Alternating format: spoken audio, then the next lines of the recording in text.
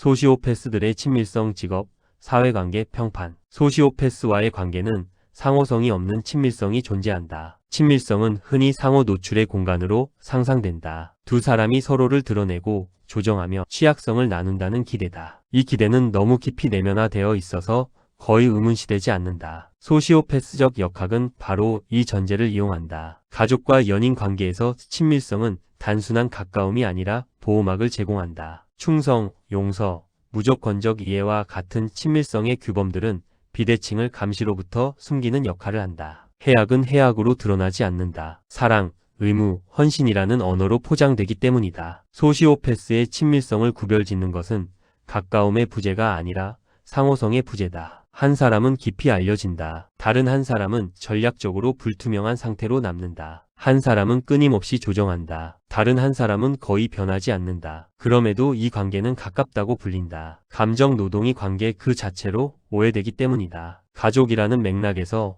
이 역학은 특히 이름 붙이기 어렵다. 가족은 도덕화된 제도다. 역할은 이른 시기에 배정되고 이탈은 억제된다. 설명하고 중재하고 긴장을 흡수하는 아이는 성숙하다는 칭찬을 받는다. 반면 환경을 불안정하게 만드는 부모나 형제는 어렵거나 스트레스를 받았을 뿐이거나 원래 그런 사람으로 용서된다. 시간이 지나면서 책임은 개인화된다. 한 가족 구성원이 체계의 정서적 일관성을 떠맡는다. 생일을 기억하고 기분을 예측하며 갈등을 예방한다. 그 노동은 지속적이기 때문에 오히려 보이지 않는다. 잠깐 여기서 좋아요, 구독, 댓글 부탁드려요. 소시오패스는 이 안정화의 혜택을 누리면서도 그 유지에 참여하지 않는다. 연인 관계에서는 같은 구조가 다른 언어로 재현된다. 사랑은 인내의 정당화가 되고 이해는 변화의 대체물이 된다. 상처를 느끼는 파트너는 더 잘 소통하라는 조언을 듣고 더 깊이 성찰하라는 요구를 받으며 정서적으로 성장하라는 압박을 받는다. 해악을 유발하는 파트너는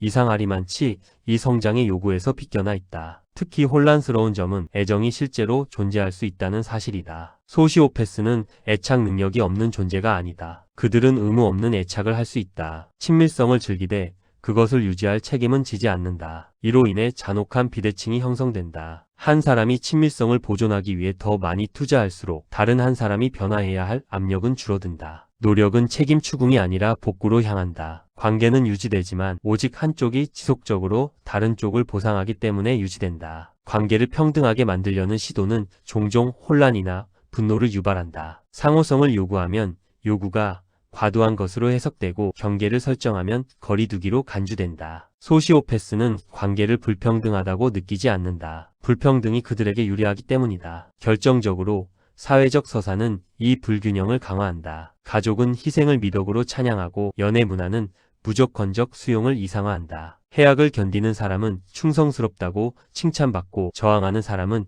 이기적이라는 비난을 받는다. 그 결과 해악은 도덕적으로 전도된다. 인내는 미덕이 되고 자기 보호는 실패가 되며 떠남은 배신이 된다. 이것이 바로 친밀성이 소시오패스의 행동을 가장 잘 보호하는 환경 중 하나가 되는 이유다. 돌봄이 없어서가 아니라 돌봄이 한 방향으로만 도덕화되기 때문이다. 관계가 가까울수록 비대칭을 지적하는 일은 잔혹하게 보이기 쉽다. 보이지 않는 것은 해악 그 자체가 아니라 그 분배다. 한 사람은 지쳐있고 다른 한 사람은 편안하다. 그러나 둘은 여전히 가깝다고 불린다. 이것이 상호성이 없는 친밀성이다. 그리고 이것은 사회적으로 가장 널리 승인된 잔혹성의 한 형태다. 한편 소시오패스는 직업적 합리성이라는 도덕적 위장을 한다. 현대의 제도는 전문성을 중시한다. 침착한 태도, 효율성, 감정 절제, 절차적 명확성은 유능함의 표지로 간주된다. 많은 경우 그것은 사실이다. 그러나 동일한 특성들은 도덕적 위장으로 기능할 수도 있다. 소시오패스는 도덕적 결핍에도 불구하고가 아니라 오히려 그 결핍 때문에 직업적 환경에서 번성한다. 조직은 의도를 평가하지 않는다. 결과를 평가한다. 상호성을 묻지 않는다. 성과를 측정한다. 규칙이 지켜지고 목표가 달성되는 한 행위의 내적 논리는 거의 문제 삼아지지 않는다. 전문성은 행동과 책임을 분리하는 언어를 제공한다. 결정은 불가피한 것으로 표현되고 행위는 표준 관행으로 정당화된다. 해악은 절차를 통해 비인격화된다. 개인적인 문제가 아니다라는 말은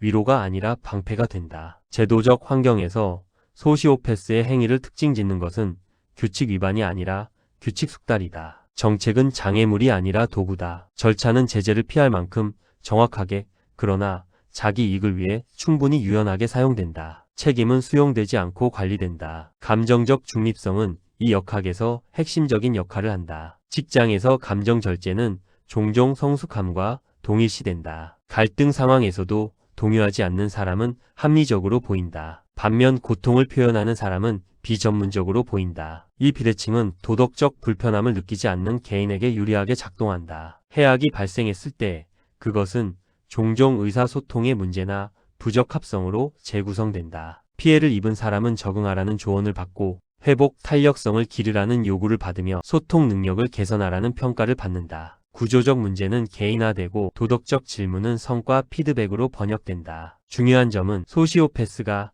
직장에서 노골적으로 적대적으로 보이는 경우는 드물다는 것이다. 그들은 예의 바르고 명료하며 침착하다. 그들의 공격성은 감정적이지 않고 절차적이다. 위협 대신 마감 기한이 사용되고 판단 대신 지표가 사용된다. 권력은 대면이 아니라 시스템을 통해 행사된다. 이러한 형태의 해악은 명백한 위반을 남기지 않기 때문에 문제 제기하기가 어렵다. 이메일은 정중하고 회의는 문명적이며 결정은 문서화되어 있다. 그러나 누적된 결과는 특정 개인의 배제, 소진, 평판 손상이다. 문제를 제기하는 사람들은 종종 자신의 목소리를 인정받기 어렵다. 감정적 언어는 신뢰성을 약화시키고 도덕적 언어는 순진하게 보인다. 제도는 형식화될 수 있는 것만을 인식한다. 그 결과 형식적 경계 안에서 작동하는 해악은 사실상 보이지 않게 된다. 직업적 위계는 이러한 보호를 더욱 강화한다. 권력은 해석의 권위를 부여한다. 존경받는 인물이 단호하게 행동하면 그 행위는 정당한 것으로 가정된다. 하위자가 이의를 제기하면 그 이의는 어조, 시점, 적절성에 대해 신문받는다. 시간이 흐르면서 하나의 패턴이 나타난다. 특정 인물들은 빠르게 승진한다. 그들은 결단력 있고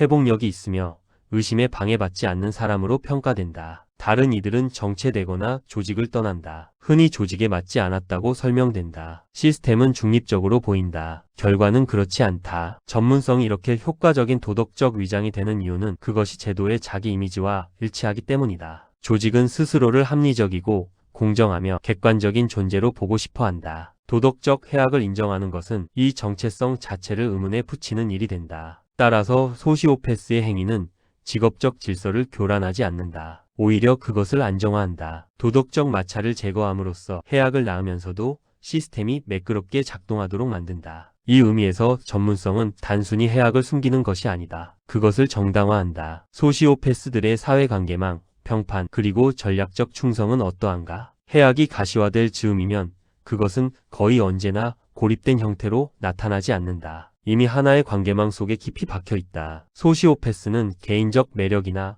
직업적 유능함에만 의존하지 않는다. 그들은 사회적 위치에 의도적으로 투자한다. 관계는 상호성을 위해서가 아니라 완충 장치를 만들기 위해 구축된다. 평판은 일종의 갑옷이 된다. 중요한 것은 소시오패스들이 모두를 어떻게 대하느냐가 아니라 누가 그들을 대신해 말해줄 수 있는 위치에 있는가다. 동맹은 전략적으로 선택된다. 대개 존경받는 인물, 관문 역할을 하는 사람들, 혹은 호의가 제도적 무게를 갖는 이들이다. 충성은 안쪽이 아니라 위와 바깥으로 흐른다. 이로 인해 신뢰성의 비대칭이 형성된다. 문제가 제기될 때 그것은 이미 존재하는 서사를 통과한다. 그 사람답지 않다. 늘 도움을 주던 사람이었다. 조직을 위해 많은 기여를 했다. 개인이 말하기 전에 관계망이 먼저 말한다. 여기서 평판은 행동의 정확한 기록이 아니라 사전 방어 장치로 기능한다. 그것은 타인에게 허용되는 해석의 범위를 좁힌다. 해로운 행위는 오해로 재구성되고 반복되는 패턴은 예외로 치부된다. 문제를 제기하는 사람은